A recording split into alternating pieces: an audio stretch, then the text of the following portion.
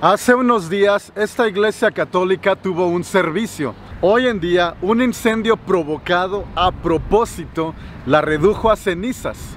Hoy es la celebración del Día de Canadá. En el 1 de julio. Se supone que hoy todo el país debería estar de fiesta, cargando banderas de Canadá muy orgullosamente. Pero en lugar de eso, se cancelaron las celebraciones y las personas están en las calles no celebrando, sino protestando.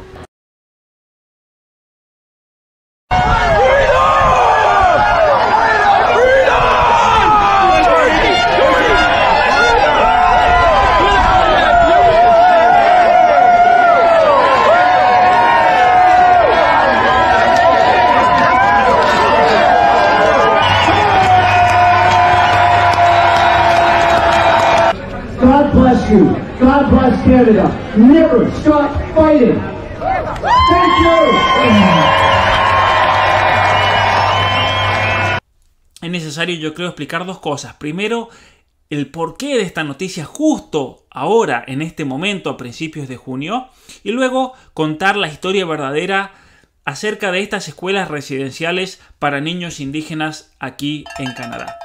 Un diario muy importante de Canadá, el Globe and Mail, anunció de hecho el 1 de junio que se le está acabando el tiempo que tiene el gobierno de Justin Trudeau para pasar varias leyes indigenistas, ya que aquí en Canadá el 23 de junio se vencen todos los proyectos de ley y el gobierno liberal de Trudeau, como tiene una minoría en el Parlamento canadiense, necesita poner presión para que se aprueben todas estas leyes. De otra manera, entonces quedan en la nada.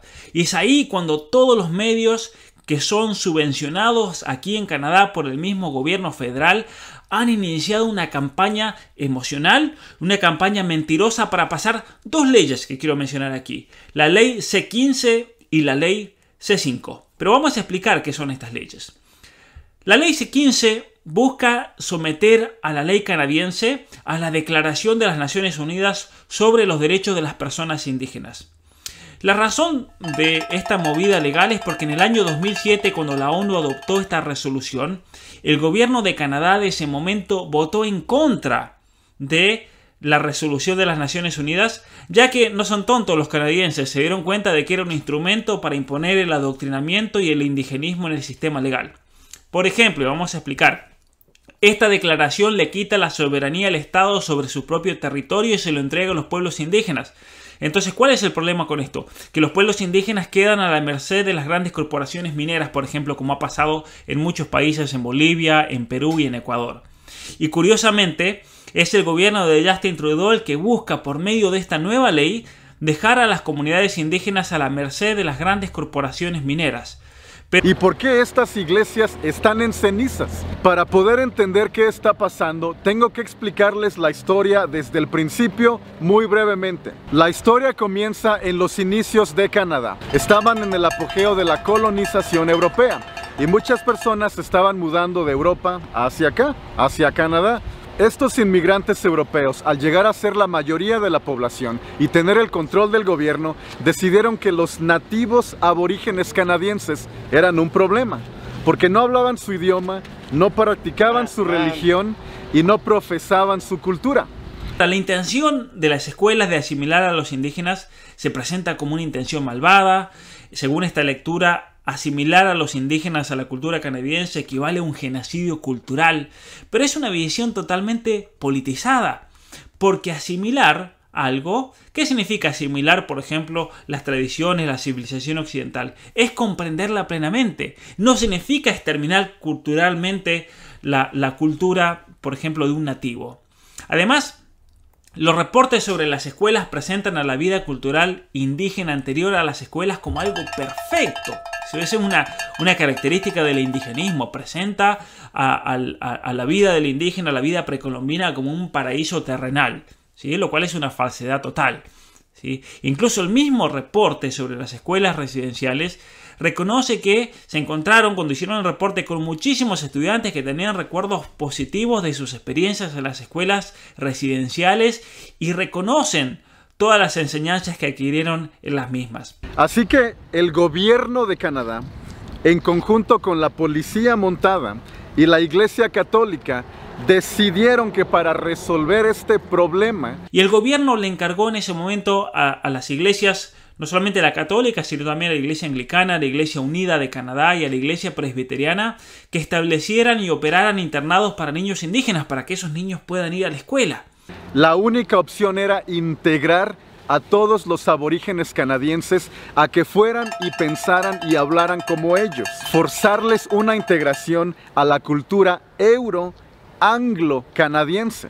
El plan era que todo niño mayor de 5 años iba a ser sacado de su hogar por la fuerza, aunque los padres se rehusaran, e iba a ser llevado a una institución en la que solo iba a hablar inglés y no podían profesar su cultura, e iban a evangelizarlos y adaptarlos. A estos lugares se les puso como nombre escuelas residenciales, pero no eran escuelas y tampoco eran residencias. Vamos a llamarles por su nombre: campos de concentración y genocidio infantil en Canadá.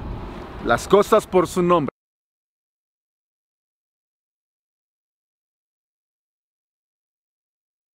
Pero ahora vamos a la historia de las escuelas residenciales indígenas, que es importante repasar para que conozcan bien de qué se trata todo esto. No se trata de un genocidio cultural, como lo dicen algunos medios en la Argentina. Y la intención de este sistema, que se llamaba de escuelas residenciales indias, era educar, era asimilar e integrar a los aborígenes en la sociedad canadiense. Recordemos también históricamente que a finales del siglo XIX aquí en Canadá hubieron inviernos brutales, muchos indígenas fallecieron ya que no tenían conocimiento de la agricultura, hubieron pestes por las cuales murieron y desaparecieron de hecho los búfalos en lo que era la zona central de Canadá. Y entonces el gobierno vio como una necesidad urgente el educar a la población indígena con respecto a la agricultura, de tal manera que puedan sobrevivir al tremendo invierno canadiense. También había un índice de mortalidad tremenda entre los niños, y este proyecto de escuelas residenciales ciertamente que ayudó muchísimo a salvar las vidas de miles de niños indígenas. Quiero dejar esto bien claro: la culpa completa no es de la Iglesia Católica. Es del gobierno canadiense, quien masterizó el plan, la policía montada, quien fue a secuestrar a los niños, y la Iglesia Católica, quien los mantuvo cautivos en estos campos de concentración. Pero esto no solo mató su cultura, mató a los niños en sí. Entonces, también hay que anunciar y decir que es mentira eso que dicen los medios, que los niños eran arrancados del seno familiar, que se les prohibía el contacto con sus familias, porque de hecho muchos de estos niños eran huérfanos. Habían quedado huérfanos durante las grandes hambrunas y los inviernos brutales que se dieron a fines del año del siglo XIX, y que afectó seriamente a la población cazadora indígena. Y entonces por eso el gobierno canadiense tuvo que hacer algo con esos niños. No sabían qué hacer, habían quedado solos. Y es ahí que es interesante que si uno, por ejemplo, revisa los documentos fiscales de fines del siglo XIX, uno se da cuenta de que el dinero destinado a la asistencia de los indígenas superaba a toda otra causa dentro del programa fiscal de Canadá. Eso es interesante también para los que dicen que aquí vinieron a hacer un genocidio contra los indios. Estas señoras con las que platiqué en la mañana me comentan que sus madres fueron sobrevivientes de estos campos de concentración, y que cuando un niño estaba enfermo lo metían a un sótano hasta que dejara de llorar, ya fuera porque murió o porque milagrosamente se salvó. Ahora bien, en el siglo XX, varias de estas escuelas indígenas incluso hicieron tours por Europa, participaban en torneos internacionales de hockey sobre hielo, fueron incluso hasta la misma Suiza.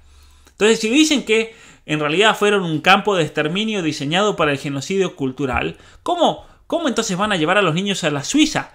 ¿Sí? O los hacen participar en la Liga Canadiense de Hockey sobre Hielo. O sea, no tienes nada de veracidad histórica en realidad. Mandaban a otros 2 niños a que recogieran el cuerpo, o a que lo enterraran en la parte de atrás de la escuela. Y son estas las fosas comunes masivas, con cientos de cadáveres de niños que han estado desenterrando. Pero lo interesante es que se menciona que hay tumbas, pero ningún medio dice acerca de las causas de muerte de estos niños, que de hecho están en los archivos de esas instituciones. Recordemos que estas muertes precedieron a la introducción de las vacunas y era común, por lo tanto, que los niños en esa época murieran de viruela, murieran de gripe, murieran de tuberculosis, de difteria. I feel like there's two reasons behind what happened here. One, either indigenous people did this to fucking cover up, like, I mean, not to cover up, to like to make them pay for their sins, or they did it themselves to cover up their sins. Es más, es interesante, como anécdota, cuando el Papa Juan Pablo II visitó Canadá, una comisión de caciques indígenas viajó a Ottawa, la capital de Canadá, para agradecerle en persona al Papa por los sacrificios que tantos misioneros hicieron dando su vida por la formación de sus niños indígenas en las escuelas residenciales. Entonces, los mismos indígenas fueron a agradecerle a Juan Pablo II en persona la primera vez que venía un papa a Canadá, y le fueron a agradecer porque gracias al trabajo de los misioneros es que entonces los indígenas y los niños pudieron formarse, pudieron integrarse, pudieron adaptarse a este mundo moderno. Está definitivamente muy complicado. Pero si pudiera resumir las cosas en una sola imagen, sería este momento que capté en mi cámara. Esta señora eurocanadiense se disculpa con este joven nativo canadiense por lo que sucedió con las escuelas residenciales. Y este joven se disculpa con ella por lo que le pasó a la iglesia en su comunidad. Y ambos lloran. Si pudiera resumir lo que está pasando en Canadá en este momento ahorita, es esta imagen.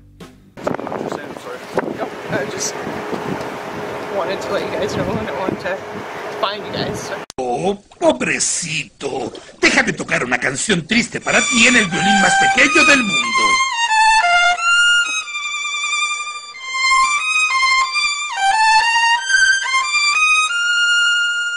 Entonces, ¿cuál es el punto en cuestión que quiero mencionar hoy aquí?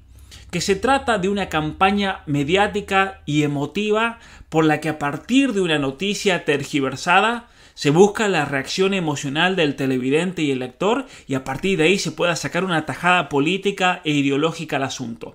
Es por ahí donde va esta cuestión y lo voy a explicar. Pero para eso, la avalancha de informes negativos sobre estas escuelas ha desplazado toda la evidencia que las mismas proporcionaron una gran abundancia de bien, como dice este líder indígena. Y él continúa y dice lo siguiente: muchos hombres y mujeres de buena fe y decentes fueron manchados y vilipendiados debido a las malas acciones de unos pocos. Los cientos de años de buena voluntad y arduo trabajo de misioneros valientes y comprometidos fueron socavados por una política equivocada. Y hay un autor indígena muy conocido aquí en Canadá, su nombre es Thomson Highway. Él dijo lo siguiente: hay muchas personas muy exitosas hoy que fueron a esas escuelas y tienen carreras brillantes y son personas muy funcionales, personas muy felices como yo. Tengo una carrera internacional próspera y no hubiera sido posible sin esa escuela. Todo lo que escuchamos son cosas negativas. Nadie está interesado en lo positivo, en la alegría en la que vivíamos en esa escuela. Entonces, en múltiples ocasiones, el primer ministro de Canadá le ha pedido a la Iglesia Católica que se disculpe por su participación en estos campos de concentración, a lo cual se ha negado. El último primer ministro, el señor Justin Trudeau, este señor sí se ha disculpado ante las tribus de aborígenes canadienses. Ahora bien, también hay una cuestión financiera de fondo. ¿Por qué? Porque detrás de esto y de esta campaña hay importantes firmas de abogados detrás del botín, ya que el gobierno de Trudeau entregó $2.000 millones en compensación a pueblos indígenas por la opresión que sufrieron de parte de hombres europeos. Y le pidió al Papa Francisco, Pope Francis, como se conoce en inglés, que se disculpara, a lo cual él se negó.